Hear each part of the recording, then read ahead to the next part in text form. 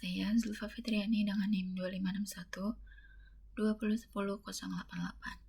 Pada video kali ini saya akan menjelaskan bab 7 persediaan, mata kuliah pengantar akuntansi.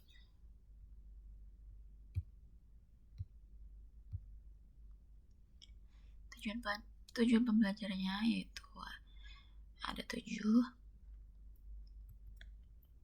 Pengendalian persediaan, melaporkannya dengan benar dalam laporan keuangan dan melindungi persediaan dari kerusakan atau pencurian.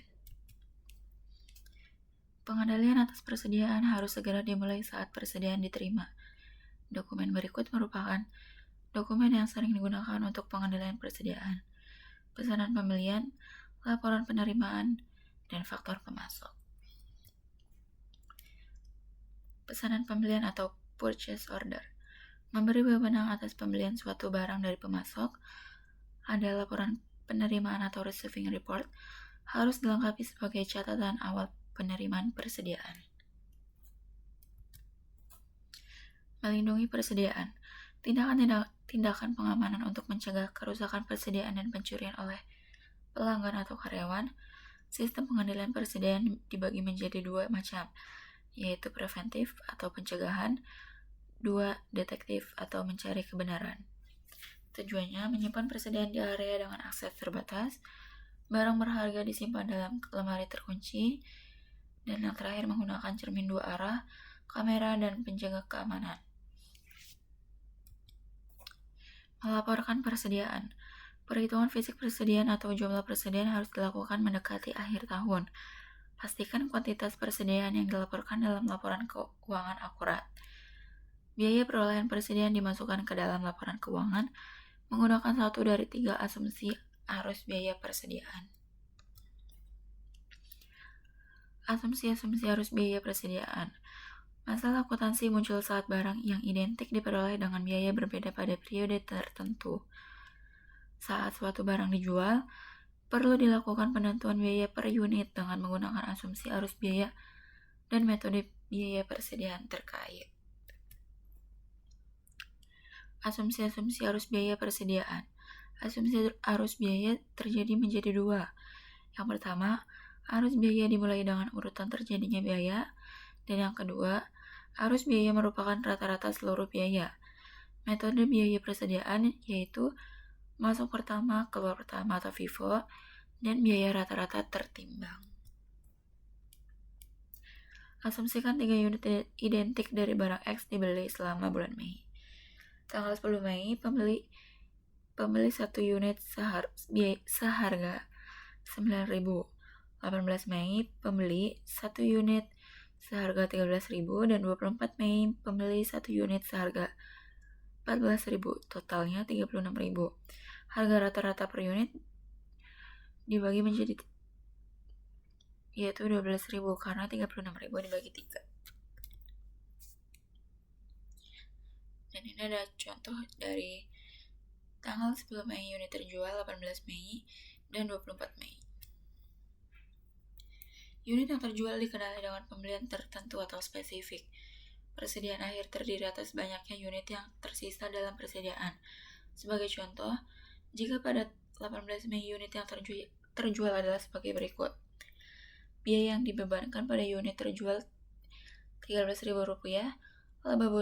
laba bruto Rp7.000, dan persediaan akhir Rp23.000.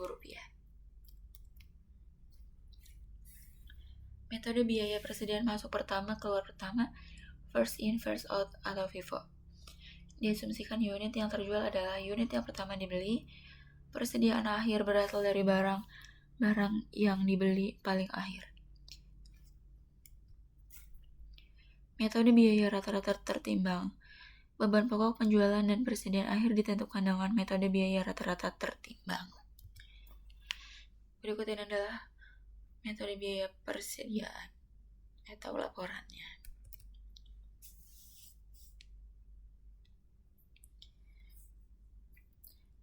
Metode biaya persediaan dalam sistem persediaan perpetual. Data barang 127B digunakan sebagai ilustrasi sebagaimana ditunjukkan pada tabel berikut. Sistem pencatatan persediaan dibagi menjadi 2 jenis, yaitu sistem perpetual, sistem periodik. Sistem perpetual yaitu item barang dagangan sedikit tapi nilainya besar, dan sistem periodik item barang dagangannya sangat banyak namun nilainya kecil.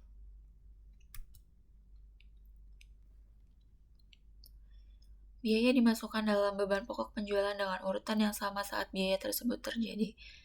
Metode sering konsisten dengan arus fisik atau pergerakan barang. Metode FIFO memberikan hasil yang kurang lebih sama dengan hasil yang diperoleh dari metode identifikasi biaya spesifik. Berikut adalah ayat jurnal dan akun persediaan perpetual atau FIFO. Dalam sistem persediaan perpetual, biaya unit rata-rata tertimbang dihitung setiap ada pembelian yang dilakukan. Biaya unit ini digunakan untuk menentukan beban pokok penjualan sampai pembelian berikutnya dilakukan, dan nilai rata-rata baru dihitung. Teknik ini disebut rata-rata bergerak. Berikut adalah ayat jurnal dan akun persediaan perpetual atau rata-rata tertimbang.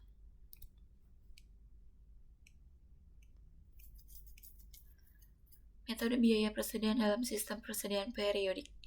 Hanya pendapatan yang dicatat setiap kali terjadi penjualan. Tidak ada ayat jurnal yang dibuat pada saat penjualan atau mencatat beban pokok penjualan.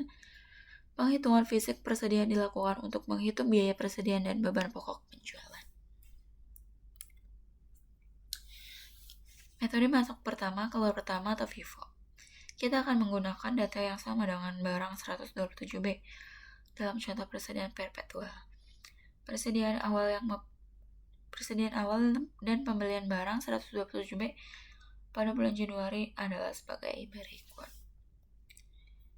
Tersedia untuk dijual selama bulan berjalan yaitu 2.100 unit dengan harga atau dengan total 45.180.000. Dan persediaan 31 Januari-nya yaitu 18 unit dengan biaya atau total 18.640.000.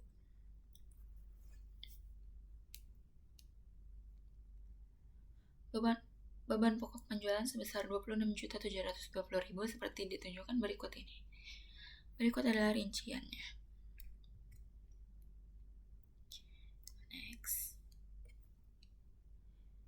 Biaya unit rata-rata tertimbang dihitung dengan cara berikut. Biaya rata-rata tertimbang sama dengan total biaya unit yang tersedia untuk dijual per unit tersedia untuk dijual. Data barang 127B akan digunakan sebagai berikut. Biaya unit rata-rata tertimbang sama dengan total biaya unit tersedia untuk dijual yaitu 45.180.000 per unit tersedia untuk dijual yaitu 2.100 unit. Dan hasilnya yaitu 21.510 per unit dibulatkan. FIFO dan persediaan rata-rata tertimbang biasanya akan menghasilkan jumlah yang berbeda untuk 1. Beban pokok penjualan, 2. Laba bruto, 3. Laba neto, dan 4. Persediaan akhir. Membandingkan metode biaya persediaan menggunakan sistem persediaan perpetual. Dan ini contoh laporan laba rugi menggunakan sistem FIFO dan biaya rata-rata tertimbang. Melaporkan persediaan dalam laporan keuangan. Biaya merupakan dasar utama dalam penilaian persediaan dalam laporan keuangan. Persediaan nilai-nilai berdasarkan pertimbangan lain selain biaya dalam kasus ini. 1. Biaya pengganti barang dalam persediaan berada di bawah biaya yang dicatat. 2. Persediaan tidak dapat dijual pada harga penjualan normal yang disebabkan oleh kondisi barang yang cacat, perubahan mode, rusak, utang, atau sebab lainnya.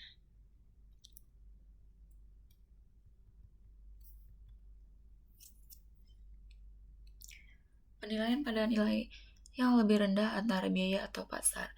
Metode LCM dapat diterapkan dengan salah satu dari 3 cara. Biaya, harga pasar, dan penurunan apapun dapat ditentukan untuk hal-hal berikut. 1. Setiap barang dalam persediaan, 2. Kelas atau kategori utama dalam persediaan, dan 3. Persediaan secara keseluruhan. Berikut ada contoh dari metode LCM. Persediaan di laporan posisi keuangan. Persediaan biasanya disajikan di bagian aset lancar dalam laporan posisi keuangan.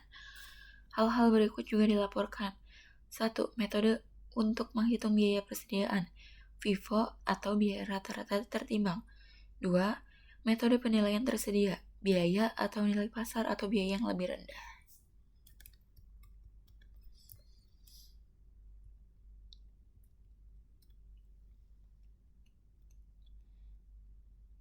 Selanjutnya ada analisis dan interpretasi keuangan.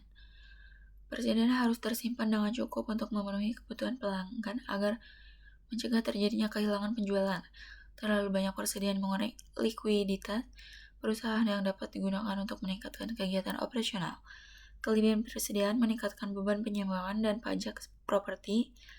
Kelebihan persediaan meningkatkan risiko kerugian akibat penurunan harga, kerusakan, atau perubahan selera pelanggan. Perputaran persediaan mengukur hubungan antara volume barang terjual dan jumlah persediaan yang dimiliki selama periode tertentu. Semakin besar perputaran persediaan, maka pengelolaan persediaan semakin efisiensi dan efektif. Perputaran persediaan sama dengan beban pokok penjualan per persediaan rata-rata. Dan ini ada contohnya. Ini contohnya. Matahari versus bata sepatu bata TBK. Perputaran persediaan matahari 3,7 sedangkan bata 1,9. Jumlah hari penjualan dalam persediaan 99,2 hari untuk matahari dan 195,1 hari untuk bata. Memperkirakan biaya persediaan, metode retail dan metode laba bruto. Dan ini ada metode persediaan retail diterapkan dengan cara berikut. Ada langkah-langkahnya dan ini contohnya. Selanjutnya ada metode laba bruto diterapkan dengan cara sebagai berikut. Dan ini langkah-langkahnya. Dan ini contoh langkah dalam tabelnya. Sekian video penjelasan dari saya. Kurang lebihnya mohon maaf. Wassalamualaikum warahmatullahi wabarakatuh.